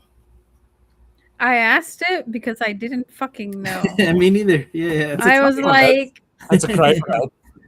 I was like, well, she's not like your typical Guillermo del Toro's always trying to portray these characters in this god complex, but she's also not a hero who made a mistake because we would have seen the mistake. She's nothing. And that's like kind of pathetic to say, but she's none of these two. I Yeah, don't think. I That's think that's the worse. best answer that I could give is she's none Yeah. of these two. right. Yeah. If you're, you know yourself, if you're trying to work and somebody's over your shoulder yipping in your ear, you can't concentrate. No. Nobody's ever worked better with somebody yipping in their ear. So I could see these details because if you have somebody go me, you're like, oh, for fuck's sake, right? Cut, you know, action, blah blah blah, right? Fuck, it's in the can, leave me alone, right? There's your movie, fuck off, leave me, I'm going now. Yeah. You know, I could see it. I'm very bad if somebody's getting in my case, I switch off. I do not Yeah. care. I instantly just there's a switch flicks in my brain where it's like I no longer care about this. And if mistakes get made, so be it. No, all you have to do is leave me alone. Leave me alone. Give me ownership. And Yeah. I want to do things right. I want it to be good. I But on think my he's terms. yeah. No, but just let me. You've hired me for a particular role. Let me do my Yeah. fucking job. Don't Yeah. micromanage me. I hate micromanaging. So Yes. I could understand Guillermo going, yeah, I'm going through the motions here. And you could feel that with this movie. He's just going through the motions just to get it done, to serve out his contract so he can move on to something else. Yeah. Yeah, yeah. The Imagine this being your. Weinsteins really piss him off. I. If his father hadn't been kidnapped, I don't think Del Toro would have stayed in Hollywood. I think he would have just went back and made his indie movies In in Mexico. Mexico. Yeah. Honestly, now I'm thinking about this now. I think if it hadn't have been for his father getting kidnapped, he'd just went back to Mexico afterwards and just made a name for himself there, doing his Continued. thing. Like, you know what? Hollywood's not for me. If I have to keep dealing with people like the Weinsteins, I'm just gonna go Yeah, back to Mexico. that would have put me off. I'd be like, nah, I, Yeah. Yeah. And I wouldn't blame him. mhm. So I was I just, do what was that? I'm sorry. I was just curious. I just looked up the box office, and it's amazing that they made two more, considering this was a disappointment. 30 million budget, which is pretty big for a Mhm. relatively unknown director in 1997. Mhm. That's a pretty big budget, Yeah. and it only made 7.8 million in the opening weekend. They're not. I couldn't get exact figures, but generally, if you make 8 million in your first weekend, you're not making more than 20. No, it's always a drop So off. yeah, Nah. yeah. So it definitely lost money. So the fact that they made two more, it doesn't make sense to me. But Well, straight to DVD sequels are usually tax write offs anyway. So that's true. That's true. So, the question that I had for you two, the original ending was supposed to be a total downer where the bugs definitely win. Would a bleaker ending have made Mimic the legendary cult classic, or do you feel like the happy ending would have been better? Like what we got. I was glad the movie ended. I was exhausted by the end of it just took so long to get there and things were just left hanging all over the place that I was just like, "Whew, right, I've done my job, I've watched it, you know what I mean, never to be watched again sort of thing. I felt it should have been going to somewhere. So Hmm. there should have been that tense moment, like this is a colony getting ready to invade, and either it succeeded or it didn't. But I just didn't feel like they're just hanging about this up. They're not going anywhere. They're not pushing. They're just there. In fact, I have a funny feeling if they were left alone, they would have solved the city's rat problem, and that would have been it. Just don't go into the subway. No, don't go into the lower caverns. I just felt like them being there didn't really make a difference to anybody. It's only the fact they went poking at it. I don't Yeah. know. I just didn't get a sense of dread. I agree. I think this is another example with the ending of them not really knowing what they wanted to do with the movie, and it makes sense when you hear about the backstory and the tugging, pulling back and forth between the Weinsteins and Del Toro. But the theatrical ending was supposed to be upbeat, but even that doesn't make any sense because yes, we saw that big fireball, take place in that big cavern, which had hundreds of the creatures and egg sacs. But in this movie, we've seen at least 6 or 7 other locations where we saw the bugs present besides just that one cavern. So obviously that fireball didn't take out all of them because we've seen in the movie there were other spots, different places, the church area, certain other tunnels we saw, so they weren't in the clear. So if you're going to make it an upbeat ending, you needed to see like a militia. You needed to see like torches being handed out to New York City people. Like, let's go get them. Like, you needed to do something more. You couldn't just have hugging and ambulances and like, oh yeah, I guess problem solved. It's not Die Hard. It's not the ending of Die Hard, like the problem is not solved. But lead up that, you needed to see attacks happening on the street. Yes. Like at the moment, everything's contained. Yeah. And if they hadn't went down poking, really would have made a difference. Yeah. There's probably more people die from muggings than these creatures. And the way the tone of the movie is, but we needed them like coming up on the streets and get into people's houses. We needed that to start to escalate, so we get a sense of dread. Yeah. We don't. Yeah, exactly. Like some sort of invasion, because it really felt. You're right, Colin. It really felt like it was like a hornet's nest, and as long as you don't go touching the hornet's nest, they're just gonna fly around and buzz around, and that's kind of it. Do their thing, but you don't walk near it, and you're good. But to your point, Luna, I absolutely think that it would have been a much more effective ending if it ended on a more bleak tone. And there is an alternate ending, which I do like a little bit better, but even that doesn't really go far enough. I think it could have gone much further, much darker. Let the bugs win. Let the bugs win. Yeah. Yeah. Like, humans are fucking dumb, as you saw in the movie. The bugs take over, and as they said in the movie, roaches are hard to kill. They mentioned that in the movie. So wouldn't it be better if they show, like, since these evolved from roaches and all these creatures that are hard to kill, then they're kind of indestructible, and then they take over and bye, humanity. Be careful. There's a post-apocalyptic movie. Oh, God, I can't remember the name of it, but they encountered roaches. It was after like a nuclear fire, one of them type of movies. And they come into they finally come into the city, and actually one of the guys is in an abandoned car, and he sticks his hand in, the roaches just grab him, what I mean? And then they had to run from because it turns out that they had colonized while it was all going on. It was a really effective scene. I just can't remember the name of the movie. I've watched too many movies. Sorry.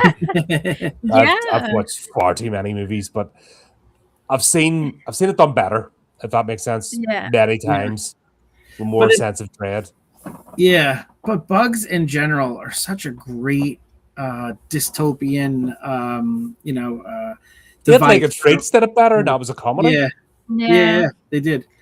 But it works so well for a dystopian future because if you think about it, there are 10 quintillion insects on Earth compared to humans where there's like, 7 billion, 7 billion. So they outnumber us by quintillions. It's crazy.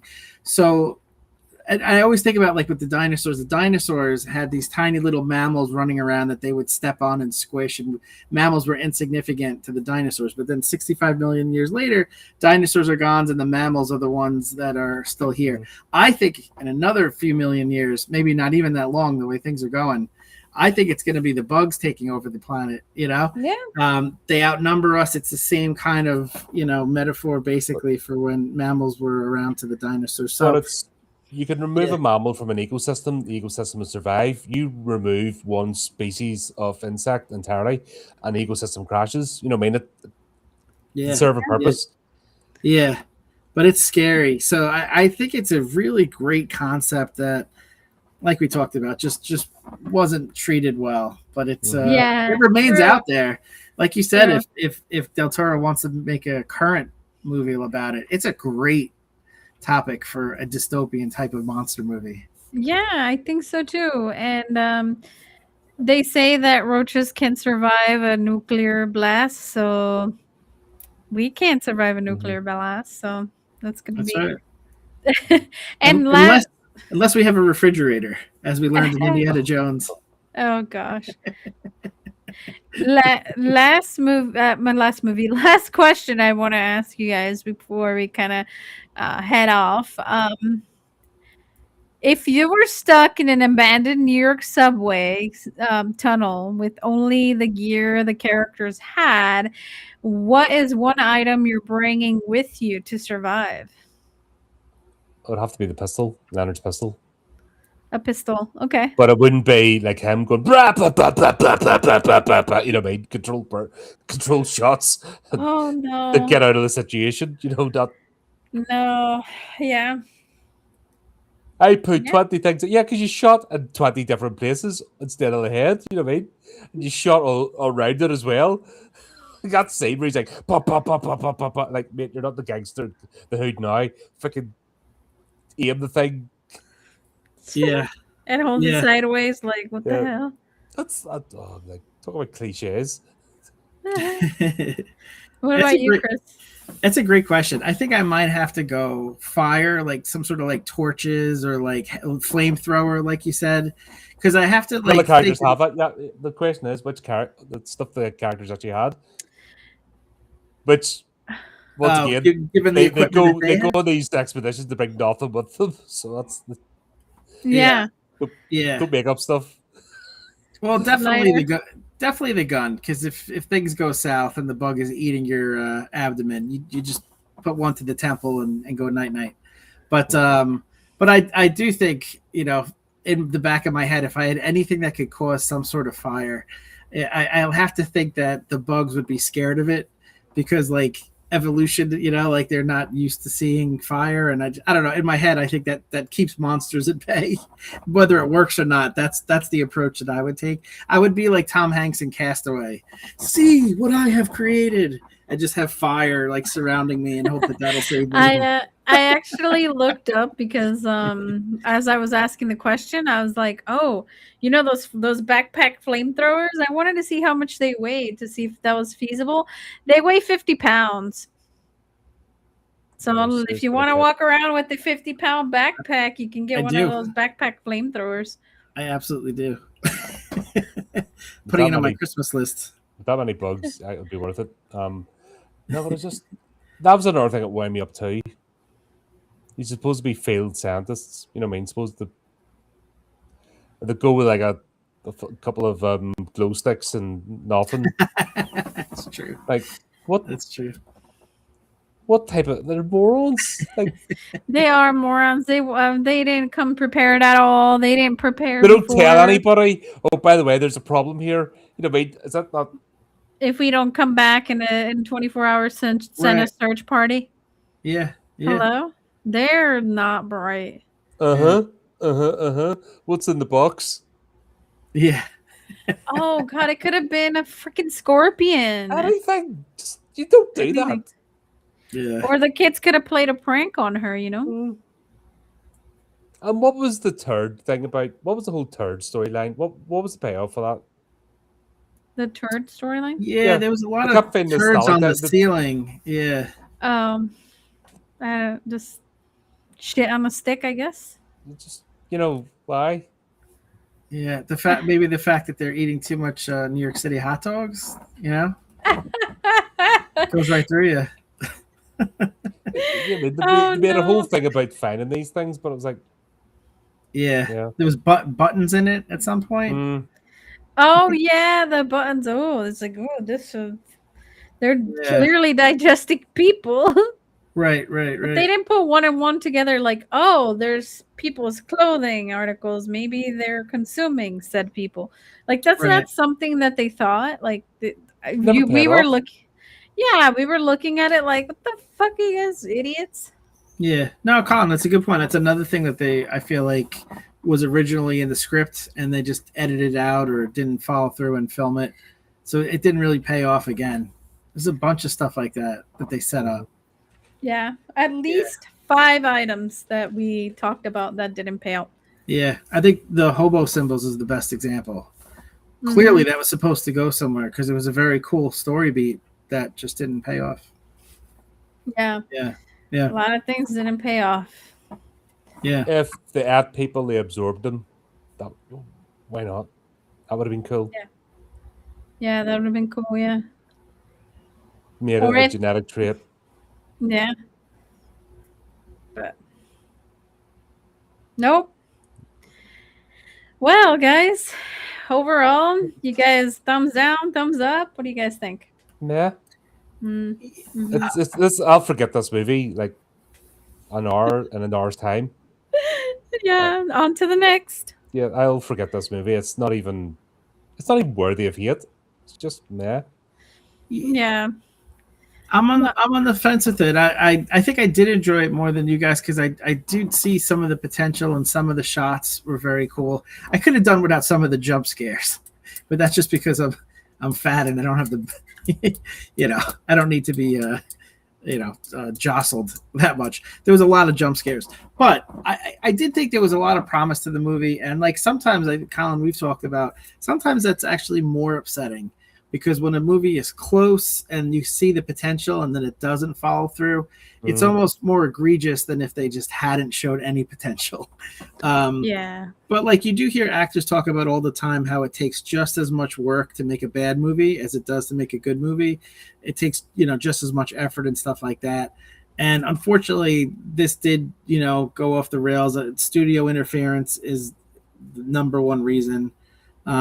But there is some really good shots and some good, tense moments. The whole scene with the subway car for me was very cool when they're attacking, trying to get in. That's a cool scene. Another director would not have shot that as effective, Yeah, with the windows in the subway. So again, I'm on the fence. I did enjoy parts of it, but unfortunately, it didn't finish strong. A shame. Yeah, it's a shame. Miss the mark. Like I said, I want to see this redone without Weinstein interference, just to see, even if the bugs win in the remake or whatever. That's fine. I'll allow it. Make the movie, post it to the prison, the wide street free at it. Yes. That would be the ultimate. They gotta show it. In their cells. Yeah. Yes. Now the whole prison taking the piss out of him. Good. Make the shit look like him. You know what I mean? Have a scene where one of the mimic bugs gets into prison and sexually assaults a prisoner, and just put that in the movie. Put that in the movie for Weinstein. Here you go, Weinstein. I'm sure this is a similar Weinstein muck that Dogma was in. Yeah, Dogma's a good one. Well, thank you both. Next time we will be reviewing The Devil's Backbone on this channel, and we hope to see you guys then. And keep up with all of the stuff that we're doing here at Crypt of Fright. There's a lot of stuff going on. So subscribe, that way you get the notifications, and you can be notified of our conversation with Colin, Chris, and many more people. So thank you so much, guys, for joining me this evening and morning for you. Thanks for having me. Yeah, thanks for the invite. Appreciate it. These Bye. are always fun. Yeah, bye everybody. Have a good evening, good morning where you are, and see you guys next time. Bye.